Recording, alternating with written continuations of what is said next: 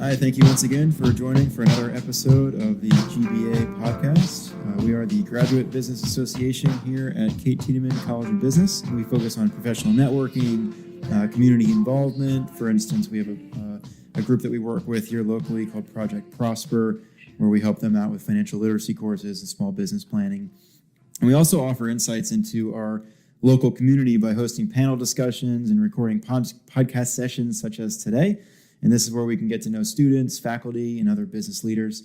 And I'd like to go ahead and welcome our next guest, Dr. Tim Curran, recently retired as CEO of GTDC, which is the Global Technology Distribution Council.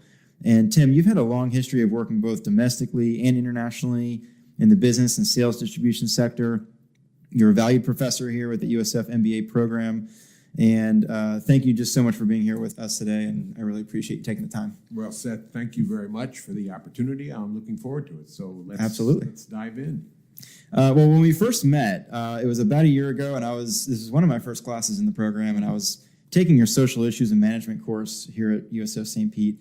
And to this day, it still remains one of my favorite classes since I've been in the program here. And so I guess my first question for you would be, how is it that you got started teaching with the college here?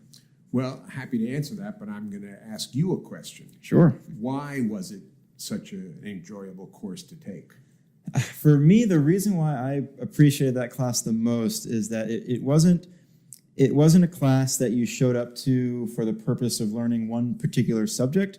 It was one of those classes where you were pushed out of your comfort zone to think outside of your own box and to truly listen to the other side of a conversation surrounding a major social issue.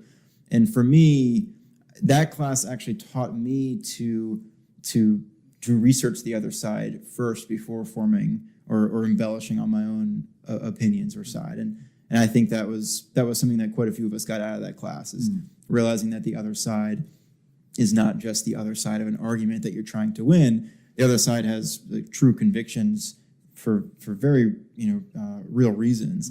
And it was interesting to hear that from the other side. Well, I appreciate that, because that was the purpose of the course, to open up the biggest social issues facing the country, the opioid crisis, the immigration crisis, the trade with China crisis, and get people to talk openly about what they think, and to your point, listen to the other side. So, that's exactly what the course was supposed to do, is to get the students to think about these big social issues, the opioid crisis, trade with China, the immigration problem, and first answer the question, what do they think about it? What is their opinion?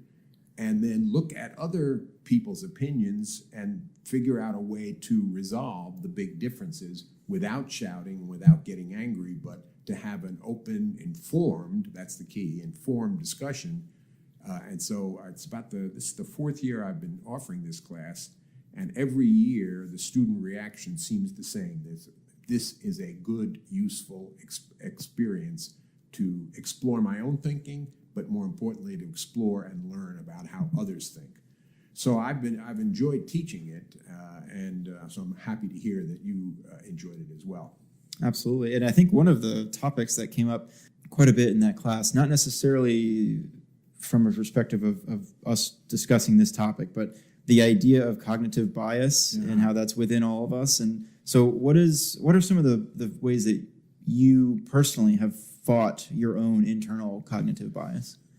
Well, it's a good question, and there's no automatic answer. My own methodology, if that's the right way to say it, is I read a lot, and I try to look at both sides of the issue. My two favorite publications are the New York Times, and that's my go-to. That tends to reflect more my political orientation, but I also religiously read the Wall Street Journal also, just because if you read them every day, and I do read both papers every day, they're talking about the same issue, and it's often surprising the different points of view they have on the same fact set on whatever the issue is. And so if you read both, it forces you to say to yourself, first, do I agree with this? And then if you say yes, then you read the next guy, and you say, well, I guess I have to be open to this point of view too. And so that's the way I try to make myself aware of the variety of opinions on big social problems, political, and more importantly, business, economic problems that we face. Mm-hmm. And how do you take what you consider to be your own quest for news and knowledge? How do you bring that to the classroom? Are there specific teaching philosophies, overarching philosophies that you bring to the classroom? Well, if that's one way to say it, and I guess my answer to that question would be, for me, the key is to make the classroom interactive. I do not get up and lecture for the entire period. I put some material out, usually through a newspaper article or some other reading, and then get the students to talk about it by asking simple questions. So this is a big issue. Do you agree it's a big issue? Yes. What do you think about this issue? Do you think this is good or bad? And by putting it in those stark terms, it forces people to maybe get a little uncomfortable, but saying, well, I really think it's bad. Then you ask them, why is it bad? In other words, there's no wrong answer, but explore your own thinking. Why do you think immigration is bad? And I'm not saying it's good or bad, but what do you think? And then explore why you think that. And then it helps them get to the bottom of their own biases or attitudes. And how do you compare newspapers such as the New York Times and the Wall Street Journal to video news outlets? Well, again, it's a good question. And this semester, I'm teaching the course again this semester. And what we did this semester, just 2 weeks ago, I brought in a speaker from the Poynter Institute. We are fortunate to have here on the St. Pete Extended Campus the Poynter Institute, which is one of the leading journalistic schools in the country. So I asked one of their professors to come in and speak about fake news. And the point he made is that it's important, and he explained this to the class, and I think they found it interesting, is that every newspaper, the big ones and the successful ones, the reputable ones, the New York Times, the Wall Street Journal, Washington Post, have a newsroom. And the newsroom is operated on rules that go back a lot of years. There's things you do to uncover the news, to check the veracity of a source, to check facts. And so it's the newsroom does their job to get, it's the old, just the facts, ma'am, nothing but the facts, or who, what, when, where, why, and how. You got to get the basic point of the story out. And all newsrooms, if they're credible, have rules and very serious penalties for not following those rules. Then the separate part of the paper, newspapers these days, in addition to that news function, is the opinion function. So all of the newspapers, the big newspapers, now hire writers who provide different opinions. So the New York Times case, they have Thomas Friedman, who's on the left. He's an economist, global economist, but he's a liberal economist. And then they have David Brooks, who's also a social thinker, but he's more conservative. And you can read both. In fact, they often have them appearing on the same day in the paper.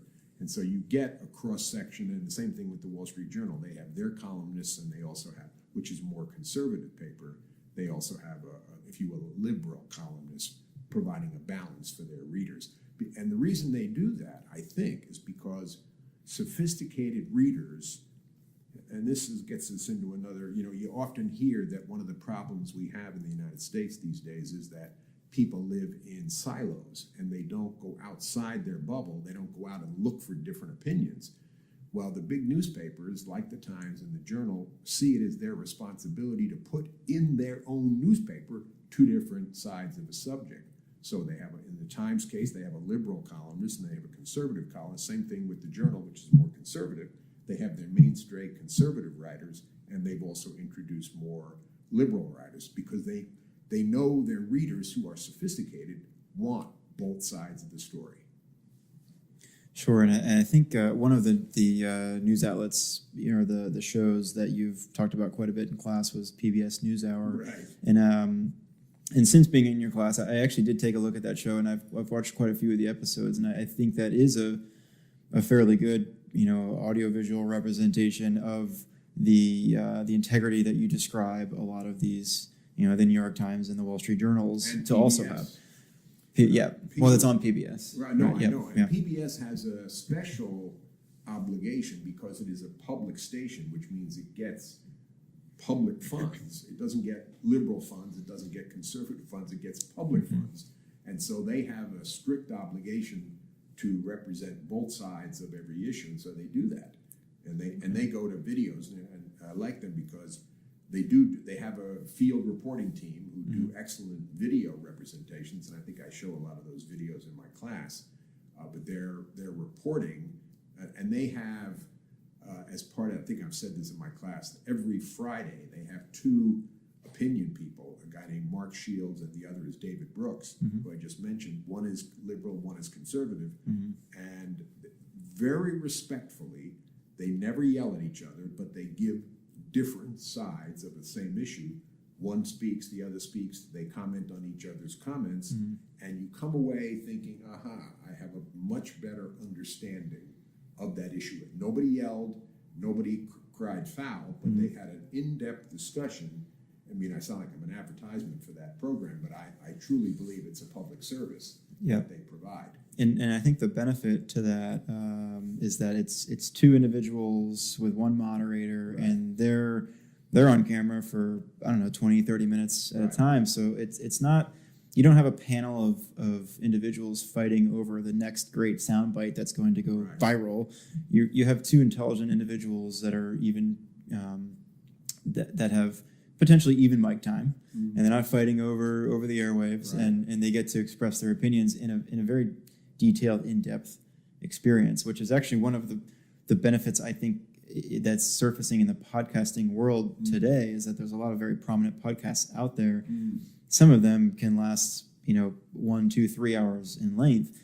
Just a simple conversation between two individuals where they get to dive really, really deep into specific issues. Totally agree. And you get to truly understand their viewpoint and why they think what they think, which is the benefits that we took from your classroom, which is the benefits that you get from reading articles, reading books, and not just watching a few minutes of whoever said the snappiest one-liner on the news cycle this day.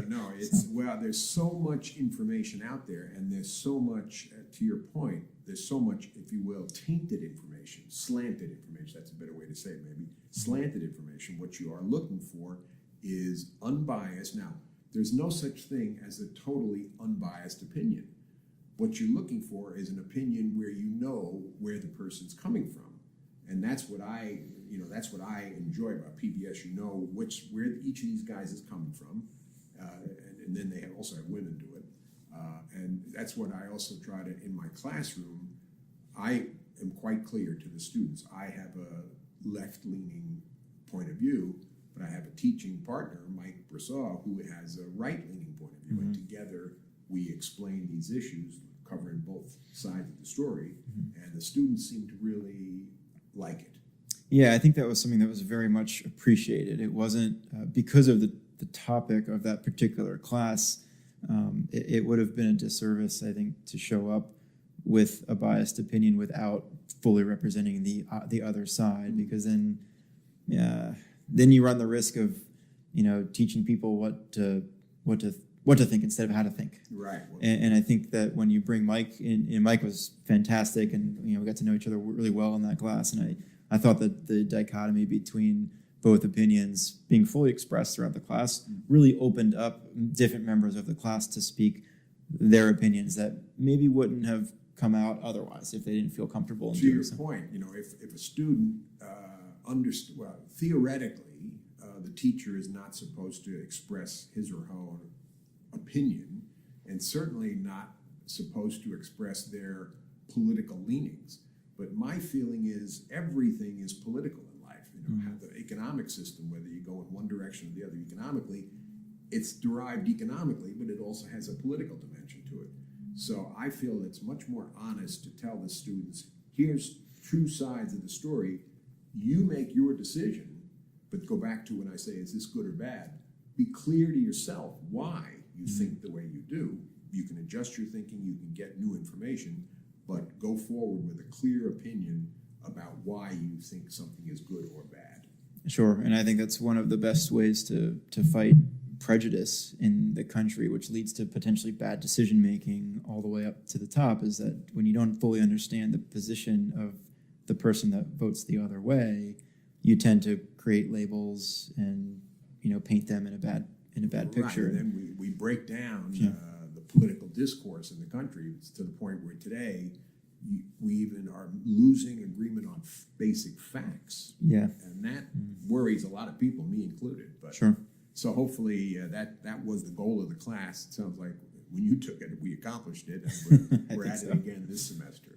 So I'm curious, and I want to get to your Panasonic experience, but maybe take me through that experience. Okay, so I went to the University of Notre Dame, and Notre Dame has a year abroad program in Japan at a university in Tokyo called Sophia University. It's a Jesuit school, and I signed up to go. And we took a semester of Japanese before we went as freshmen, and then the benefit of the Notre Dame program, I believe, is that you go as a sophomore. Most schools have a junior year abroad. The problem with the junior year abroad, the only people who tend to take it, not religiously, I'm not saying it's the only, but it tends to attract people who are language majors, or because if you take it and then you come back as a senior, you have no time to make up your requirements.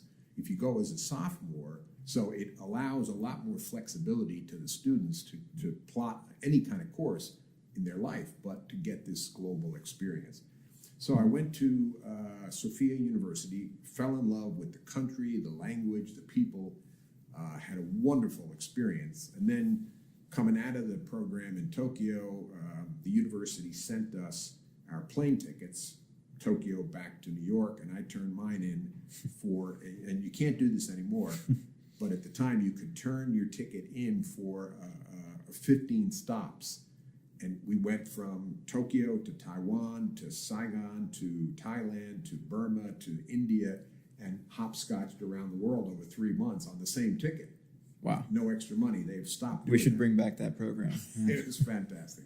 Anyhow, we had a really eye-opening experience. See so many countries, so many people, different peoples, eat so much food, get sick a couple of times. It was just I was 18, 19 years old, so I was fit and ready to do it. But that just really opened my eyes to the world at large and what was out there. Then I came back and went to, signed up for graduate school in international affairs. I went to Columbia, got a master's degree and then a PhD at Columbia in international political economy. So business and economics at Columbia. Then I came out, and when I graduated with my PhD degree, I did not think I wanted to be an academic, a research academic. But I got a phone call one day. A headhunter was looking for, I tell the story because it's true, it's kind of a little bit of a joke. A headhunter said to me, Dr. Curran, how would you like to be the head of strategic planning for a multi-billion-dollar electronics company? And I thought to myself, I thought it was my brother pulling my leg. I said, John, is that you? Knock it off, I'm working. He said, no, this was a headhunter. Anyhow, it was Panasonic Matsushita, big Japanese conglomerate who was trying to internationalize their firm by hiring Americans, smart, if you will, Americans who had advanced degrees, but who also had language capability, so that it would ease their entry into the company, make them more ready to be successful. My friends all said, Tim, are you crazy? You got a PhD from an Ivy League university and you're going to go work for a Japanese company? And I said, well, let me give it a try. It's not forever. If it doesn't work out, Anyhow, I went and spent 15 years there. Had a great run. Really liked the company, liked the culture. It's a high integrity company. They make excellent products. And I just had a ball for 15 years. Made a lot of friends. And then, at the end of that period, things, they put me in charge of the computer division. And our big product at the time, this is going to date me, were dot matrix printers. So I was in charge of the dot matrix printer, and initially we had laser printers too. But you know where dot matrix printers are today. They're extinct, right? So I built it up, and then as the business changed, we introduced a new line of inkjet, of laser printers, but then laser printers were beat by HP inkjet. And my factory in Japan couldn't make an inkjet. The patents were tied up with HP. They couldn't get the patents untied. And so over the 2 or 3 year period, our business radically declined. And that's when I decided to move on. Okay. And I remember you telling us you met your wife in Japan, and she was also traveling or living there on some type of overseas She was program. on a student trip too from her college in the United States, and we were on the same campus of a different university. When I went back, I got a master's. We got a master's and went back for a master's degree in Japan at International Christian University, and that's where she was also studying. Okay. And on the campus, we met, and I said, "Hey, where are you from?" She said, "I'm from New York," and I said, "Hey, I'm from New York too." Anyhow, the rest is history. So you said you fell in love with the culture in Japan. What were some of the things that you liked the most about the culture? Japanese culture, to me, the key for me to get into the culture and the people was the language. I spent a lot of time really, I'm a talker. So to me, it wasn't so difficult to learn the language. You spend a lot of time talking to people. But then I also learned to read it and write it. The characters, kanji, and the Chinese characters in the Japanese writing system. But to me, the Japanese are a very intelligent people, very respectful people with a different approach to life. They have a different system of social relations, very respectful of what they call superior and junior and superior. Everybody knows where they stand in society. There's negatives to it. It's a little constraining, but it allows them, they've had a history of stability in the country under rapid changes. And to me, again, you look at the care they put into their products, it reflects the care the people have towards life and work. And how was it being an American coming from a traditionally individualistic culture? How was that transition into more of a collective culture? How were you perceived? Do you think that there were some obstacles you had to fight through to be accepted? Well, times have changed. I mean, this was a long time ago. So the Japanese at the time, today too, I think, were very open to Americans, but very open to, and they're very gracious people who are interested in making everyone feel comfortable, bringing you into their society, explaining things, and explaining how their society works. So I found it, I just liked them a lot and made a lot of friends, and it never felt, my feeling is when you go to a foreign country, be yourself. I mean, respect the local customs. You don't wear your shoes into a Japanese house. They take their shoes off and wear slippers in the house. But you don't contort your own personality. Be natural. And I think that goes a long way. Be respectful of their culture and their processes, but try to engage them at a human level. And, it's just common sense, I think. So I worked for Panasonic and in their U.S. operation. Went back and forth to Japan a lot. Got it. Okay. Yeah. So then when this dot matrix printer business kind of hit the skids, one of my biggest customers was Tech Data. They were a distributor that distributed my products all over the United States. I got to know the top management, including Steve Raymond, the chairman. And then Steve called me one day. It's another story I tell all the time. Steve said, "Tim, I'm looking for a new head of sales.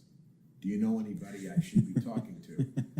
So I went back and talked to my wife, and I said, "Steve called today. And what do you think he'd say if I said I was interested?" So I called him back the next day and said, "Steve, that question you asked me yesterday, I think I might be interested." He said, "You've answered my prayers." Of course, that's what he was getting at. Of course he was. But anyhow, that led, I'd already known him, and I had known many of the top management, so it was a real smooth transition to do that. I was also very interested in hopefully taking the company into Asia, which I was not able to do. Now, they've since, in the last 2 years, gone into Asia, but this is 15 years after I was there. But that was my original hope. But I was the head of sales in the U.S., and it was the boom of the computer industry. So we had late 90s is when you started with them, right? Yeah. So it was a real period of fast growth in the computer industry. And so Tech Data as a computer distributor, distributing all sorts of dot matrix printers, laser printers, inkjet printers, computers, PCs, monitors, notebooks, etc., as well as software and all of that.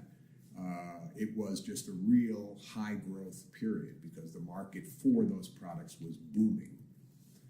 So I did that and built out. This is another key part of my career, I think, is I built out the distribution channel. In other words, same thing at Panasonic. Panasonic had no distributors.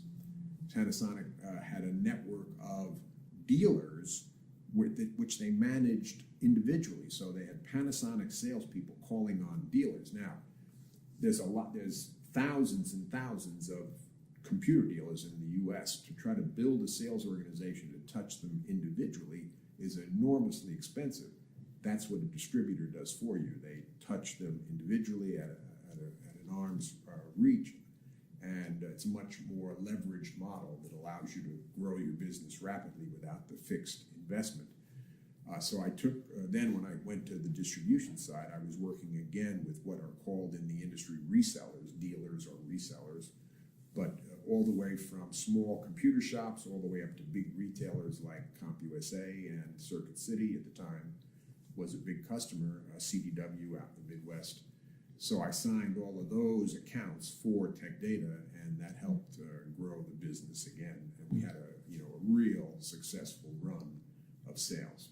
Did you see, were there any major corporate changes, after the crash in 2000? Did you see a lot of orders, order flow slowing down? Actually, no. It's an interesting point. I mean, the industry was so new and so robust that the macro changes in the economy, the collapse of 2000, really was just a bump in the road for the computer industry because it was so new, demand was so strong, there was such a need in the marketplace for product that I don't recall it as a particularly severe downturn.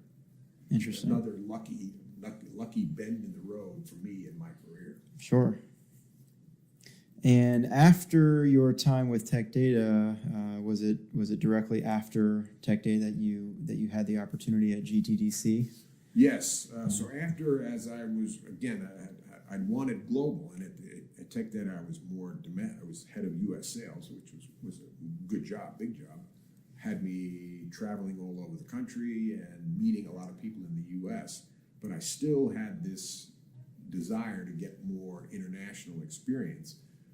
And so then they had the industry of distributors had set up 2 years before a trade association to represent distributors. They're a hidden part of the IT industry.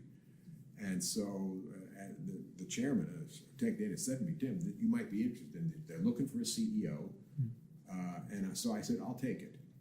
So I went in, I took it over. They had a deficit. They were operating at a deficit and grew it over 16 years to we became, I think, a major recognized trade association in the IT industry. I had a really good team with me, and we built it out, took it global, expanded all over Europe, and expanded into expansion into Asia. So that was what I retired from. So at Tech Data, I managed a team of 1,000 sales agents and managers and a field organization, but a lot of people. When I took the GTDC job, it was myself and one other person. So a real startup. Wow, okay. And this is what I'll bring to my teaching this coming up semester on leadership, because managing a large organization with a support staff, with managers and directors, is very different from doing a startup. Because in a startup, there's nobody to fall back on. With a big organization, if you feel weak one day, or you got a bad headache, or you got a cold, the business doesn't collapse, right? It runs on its own. But in a startup, if you don't do it, it doesn't get done. So it was a whole different approach. Now, I turned up, I liked it. I liked being the CEO. I liked making my own decisions. I liked planning a strategy, executing it, making my own decisions, and running the show. So there's real personal satisfaction, different satisfaction than you get working as part of a big organization. I enjoyed that also, but this was very different and I thought enjoyable. So, so then I grew that. We took it over. When I took it over, it had a deficit, and we had no money coming in. So what we did was I was able to convince the distributors, who are all competitors, to share in a common database all of their sales out data. So these are big companies. Tech Data at the time was a multi-billion-dollar organization. They're competitors all over the United States. There are several big ones. They all are in the tens of millions of business. So I convinced them, let's create a database. All of our sales will go into it. Nobody will be able to, Company A will not be able to see Company B's sales, but Company A and B will see the total. And since they know their own sales, they'll have a sense of their market share because they can measure their known sales against the total and know where they stand. And so we structured the database, and then I went out and negotiated a contract in the United States with a database company that would pay for that data. And so that gave us a revenue stream. So that got up and running, and then 2 years later, I signed another database company in Europe. And so we had, over a couple of years, we built a self-sustaining organization which had revenue coming in that gave us revenue for pay my salary and pay my staff salary, but also then to do things. We did research, we put on big events, and we promoted the industry more aggressively based on the data and the databases that were producing the revenue. And so how much of the market do you think you were able to capture from your member firms?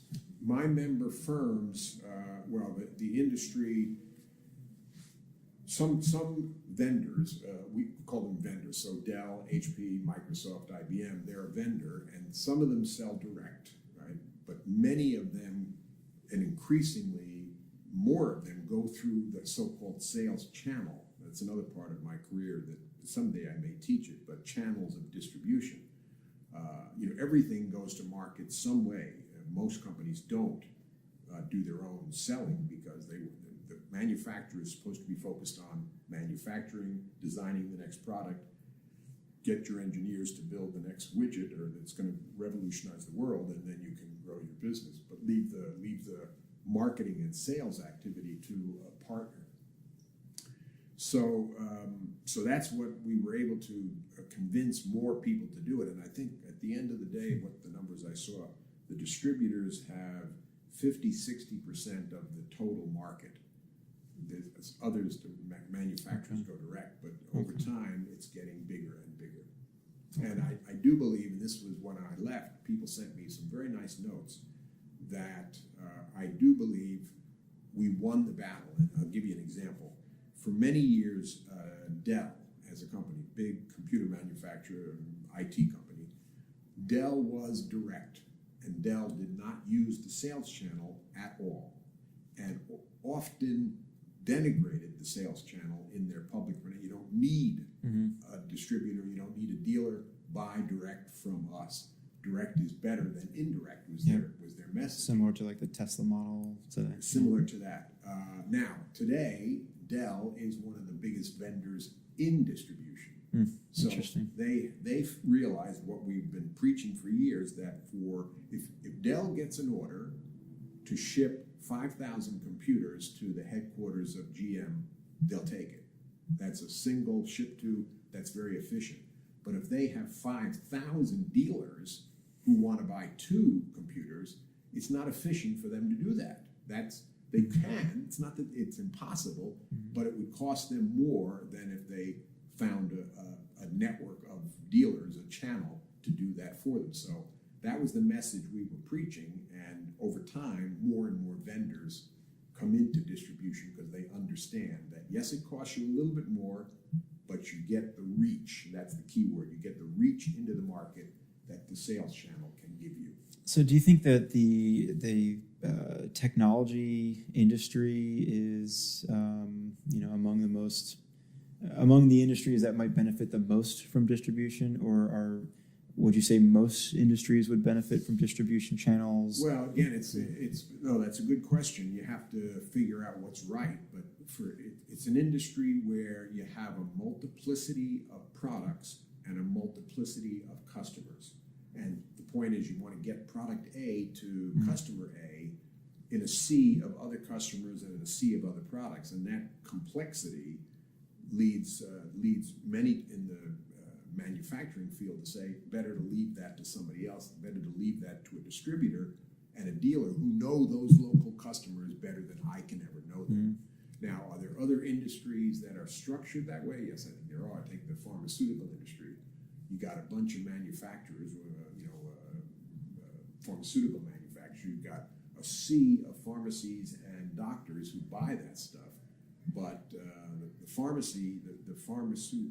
the medicine manufacturer doesn't want to touch individually 50, 60,000 retail outlets. They want to rely on somebody else to do that. So now that you're wrapping up with, or you've wrapped up with GTDC, I know that you're continuing teaching at USF St. Pete. Do you think you'll be expanding the number of classes that you're teaching? Yes, I do.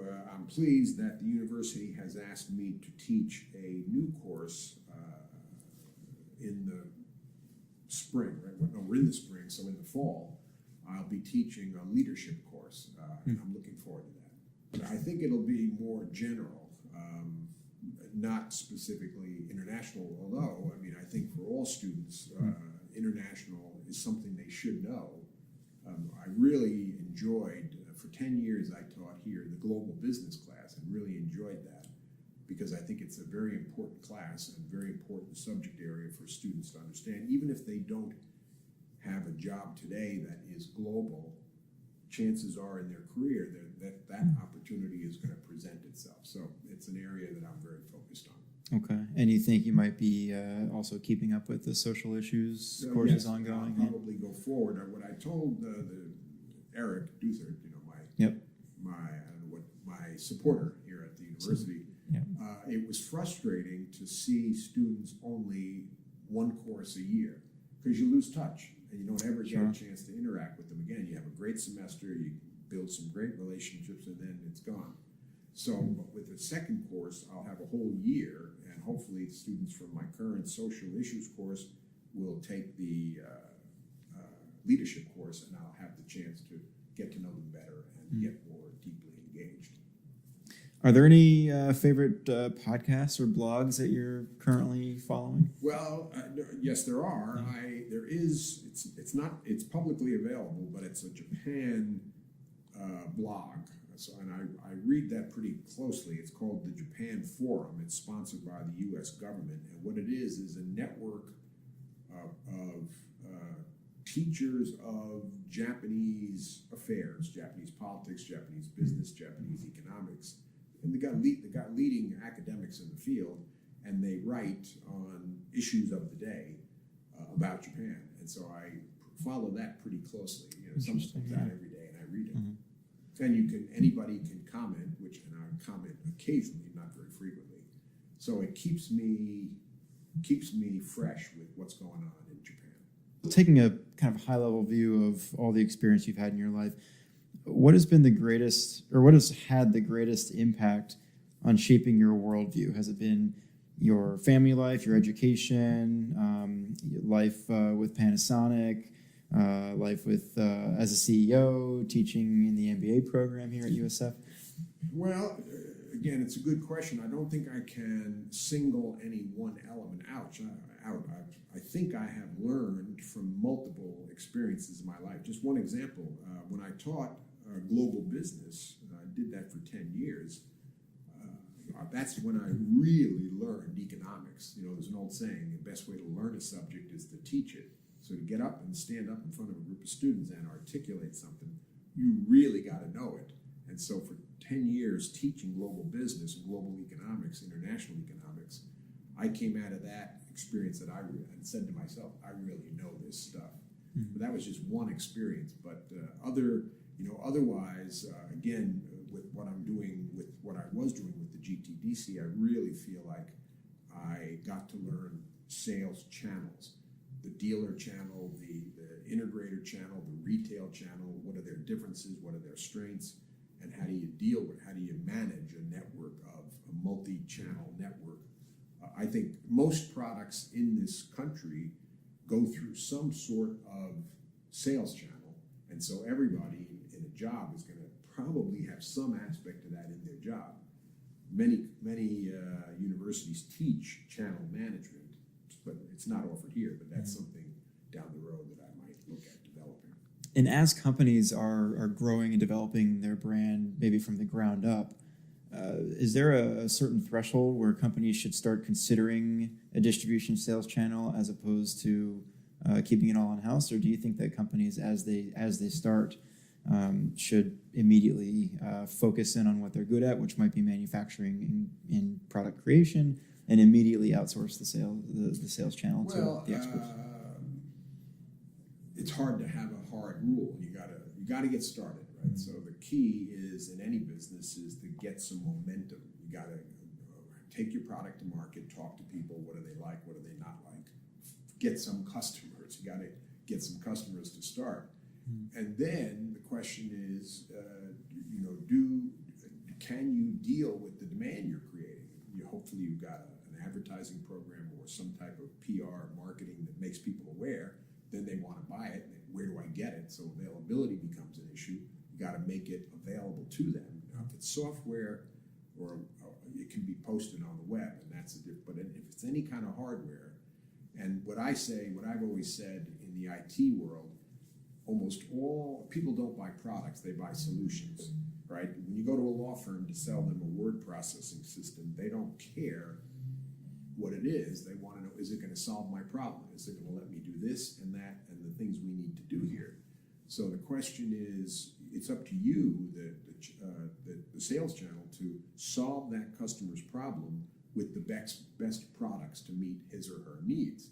And that's where your value comes in. You have to know the manufacturers, know the products, and put together, craft a solution that can satisfy the customer's problem.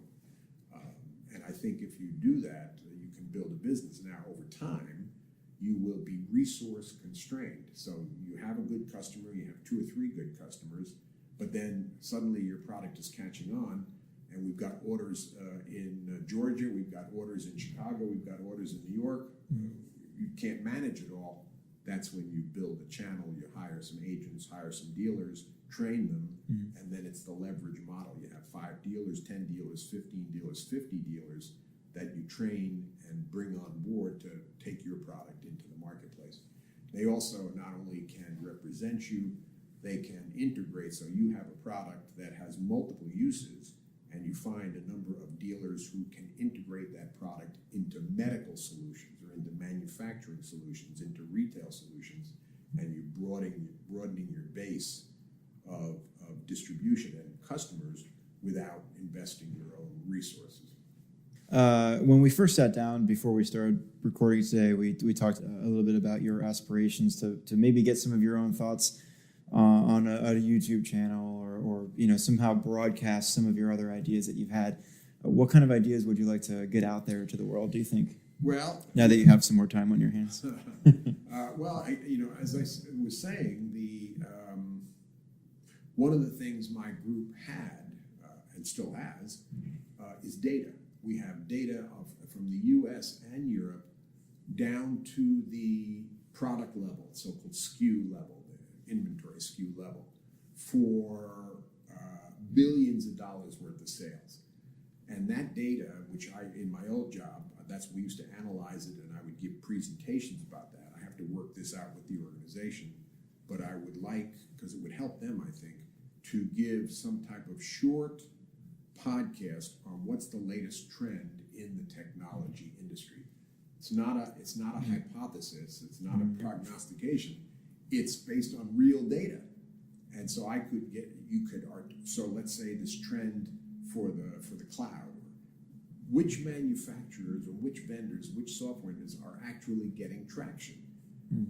I know which ones are on TV or advertising, but I have sales data to show conclusively this is who's winning, this is who's losing. And I think that would be of interest and would make the industry, get the industry more visibility. It's my current thinking. I haven't tested it out yet, but if I was able to do that, I would want to do some type of podcast or other way to promote those ideas. And that would also be continuing your relationship with GTDC. Yeah, well. I mean, I have a good relationship with That's them. That's great, yeah. In fact, my deputy, who is Kavita May, who was my senior vice president, is on a panel here at the university tomorrow on the women in business panel, and so she is getting some visibility down here too, and I'm sure she'll carry it forward in a good way.